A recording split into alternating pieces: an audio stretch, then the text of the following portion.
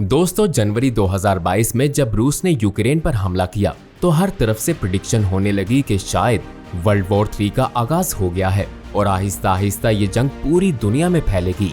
इस प्रिडिक्शन में कितना दम है ये तो वक्त ही बताएगा, पर मासी में वर्ल्ड वॉर 1 और वर्ल्ड वॉर 2 भी हुई। पहली जंग अजीम के शुरू होने की वजह काफी हैरानकुन थी। 28 जून 1914 में 19 साल के एक लड़के ने ऑस्ट्रो हंगेरियन प्रिंस को गोली मारकर कत्ल कर दिया और इस एक ट्रेजेडी की वजह से जंग छिड़ गई। वर्ल्ड वॉर 1 का आगाज इतना भयानक नहीं था, मगर ये जंग 4 साल तक जारी रही और 2 करोड़ लोगों की जान ले गई। ये एक ऐसी जंग थी जो बहुत सी कंट्रीज और कॉन्टिनेंट्स में लड़ी गई और रिजल्ट में बड़ी बड़ी सल्तनतों का तख्ता पलट गया। 1914 में दुनिया का नक्शा कुछ ऐसा था कि एक ऑस्ट्रो हंगेरियन एम्पायर था जो आज के ऑस्ट्रिया और हंगरी के मुल्कों से बड़ा था। उस वक्त की जर्मनी की सल्तनत आज के जर्मनी से बहुत बड़ी थी। रूस की सल्तनत भी बहुत कामयाब थी। सल्तनत उस्मानिया यानी ओटोमन एम्पायर तुर्की में था। इन सब के अलावा यूनाइटेड किंगडम और फ्रांस भी उस वक्त मौजूद थे। दोस्तों, वर्ल्ड वॉर 1 में बैल्कन कंट्रीज यानी बल्गेरिया, बोस्निया, सर्बिया और रोमानिया का अहम रोल था। कहानी की शुरुआत 1878 में हुई जब रशिया और ओटोमन एम्पायर के दरमियान जंग हुई।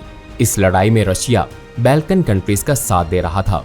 इस जंग के आखिर में एक मुआहदा साइन हुआ जिसको ट्रीटी ऑफ बर्लिन का नाम दिया गया। इस ट्रीटी ऑफ बर्लिन के तहत ऑस्ट्रो हंगेरियन एम्पायर को यह हक दिया गया था कि वो बोस्निया हर्ज़गोविना का निजाम संभाल सकता है।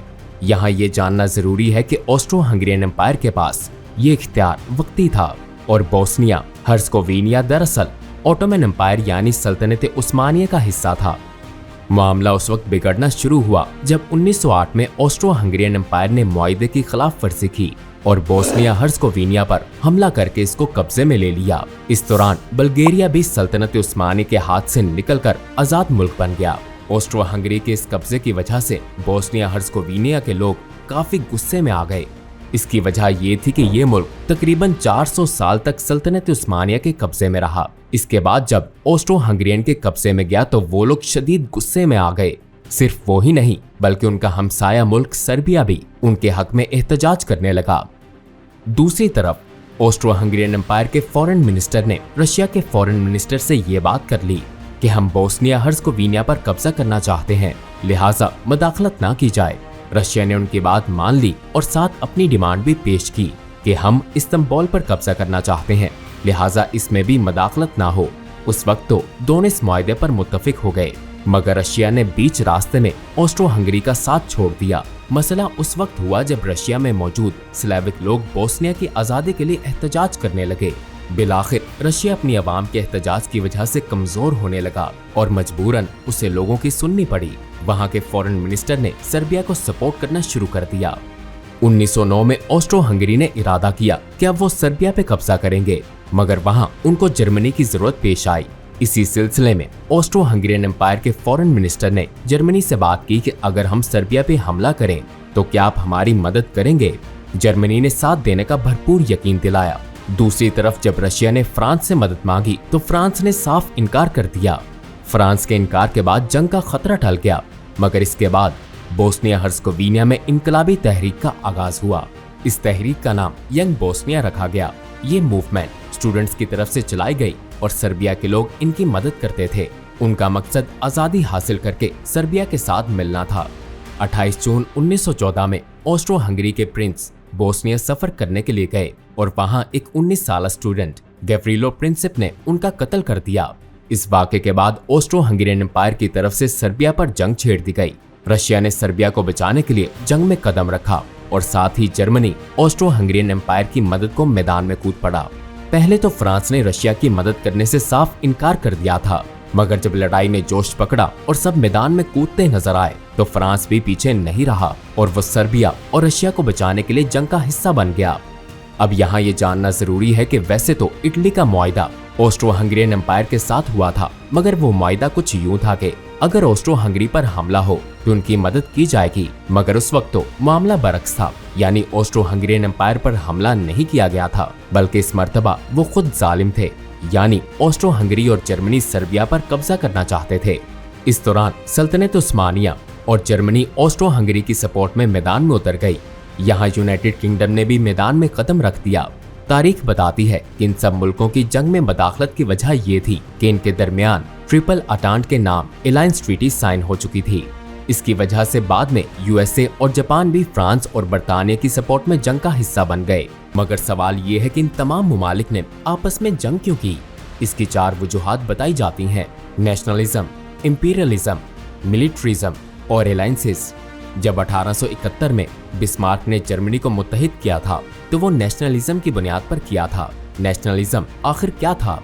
ये दरअसल आजादी के बगैर कौम परस्ती की आइडियोलॉजी थी। ये एक ऐसी रेस थी जिसमें अपने मुल्क को बेस्ट समझा जाता था और दूसरे मुल्कों को कमतर नजर से देखते थे। आसान अल्फाज में डिफाइन किया जाए तो दूसरे मुल्कों के खिलाफ नफरत भरा रवैया होना नेशनलिज्म था। उस वक्त के बादशाहों ने लोगों के अंदर मौजूद नेशनलिज्म के जज्बे का नाजायज फायदा उठाया और इसकी बुनियाद पर लोगों को जंग में धकेला गया। एक ऐसी जंग जो दरअसल इंपीरियलिज्म के लिए लड़ी जा रही थी। जी हाँ, ये जंग दरअसल कमजोर मुल्कों पर कब्जा करने के लिए लड़ी गई थी। और यहाँ सवाल ये है कि ये हुक्मरान और बादशाह दूसरे मुल्कों पर कब्जा क्यों करना चाहते थे? इसमें उनका क्या फायदा था? जवाब बहुत आसान है। वो उन जमीनों के रिसोर्सेज हासिल करना चाहते थे। अगर कहीं सोना हाथ लगता तो इस पर कब्जा करते।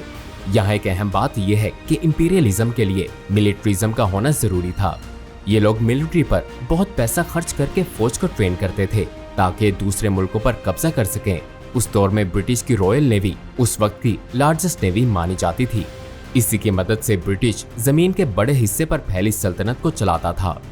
उस वक्त की बड़ी ताकतें Germany, France, great Britain, Italy, रूस और ऑस्ट्रो हंगरी थे। इनके फौजी अखराजात का अगर मुश्तरका हिसाब लगाया जाए तो ये 1870 में 94 मिलियन के करीब थी और 1914 में 400 मिलियन तक पहुंच गई। जी हाँ, ये मिलिट्री तैयार करने में इतना पैसा खर्च कर चुके थे। यहाँ वर्ल्ड वॉर 1 का चौथा रीजन अलायंसेस था। इन सब मुल्कों के दरमियान कुछ सियासी मुआहदे हो चुके थे जो जंग की वजह बने। 1882 में ट्रिपल अलायंस बनी थी, जर्मनी, इटली और ऑस्ट्रो हंगेरियन एम्पायर के दरमियान। इन तीनों मुल्कों ने जंग की सूरत में एक दूसरे की मदद का वादा किया था। 1907 में दूसरी बड़ी अलायंस फ्रांस, रूस और ग्रेट ब्रिटेन के दरमियान ट्रिपल अटांट के नाम से बनी थी। मगर सवाल ये है कि बादशाहों की इस हवस की जंग में आम आवाम क्यों कूद पड़ी? इसकी एक वजह गुर्बत थी। उस दौर में मिलिट्री का हिस्सा गरीब लोग थे। मुल्क चलाने वाला माफिया उनको जंग में कूदने के पैसे देता था और वो कुछ पैसे बनाने के लिए बादशाहों के हुक्म के आगे सर झुका देते थे। दूसरी बड़ी वजह काफी हैरानकुन थी। उस वक्त के मीडिया में जंग को ग्लोरीफाई करके दिखाया जाता था। जी हाँ, जंग में हिस्सा लेने वाले को बहादुर और पैट्रियट करके दिखाया जाता था। लोगों के दिलों में ये बात बिठाई गई कि जो मुल्क के लिए होने वाली जंग में हिस्सा लेता है वही सच्चा और मुखलिस शहरी है। इसका सबूत तारीख के पन्नों में कुछ इस तरह मौजूद है कि एक मर्तबा ब्रिटिश मिलिट्री की टॉप लीडरशिप के गलत फैसले की वजह से 400 फौजी मारे गए और अखबारों में इस चीज को भी बढ़ा चढ़ाकर पेश किया गया। बजाय इसके कि गलत फैसले को गलत कहा जाता, वहाँ भी लोगों को फौज का हिस्सा बनने पर उभारने के लिए इस चीज को हीरोइक एक्ट के तौर पर दिखाया गया। उस दौर के बादशाहों की ट्रिक्स ने मेजोरिटी को तो जंग में धकेला, मगर जहां अपने मुल्क के लिए जान देने को बड़ी अकम्पलिशमेंट करार दिया जाता था, वहां बहुत से ऐसे लोग भी थे जो जंग के हक में नहीं थे। उनमें अमेरिका की सोशलिस्ट पार्टी, इटली की socialist party, British labour party, रूस में बोल्शेविक्स, जर्मनी में लाइक कनेक्ट और रोजा लक्समबर्ग जैसे ग्रुप्स थे। कुछ लोग इंटरनेशनलिज्म की बुनियाद पर जंग के खिलाफ थे और कुछ लोग इंसानियत और मजहब को बुनियाद बनाकर जंग को बुरा कहते थे।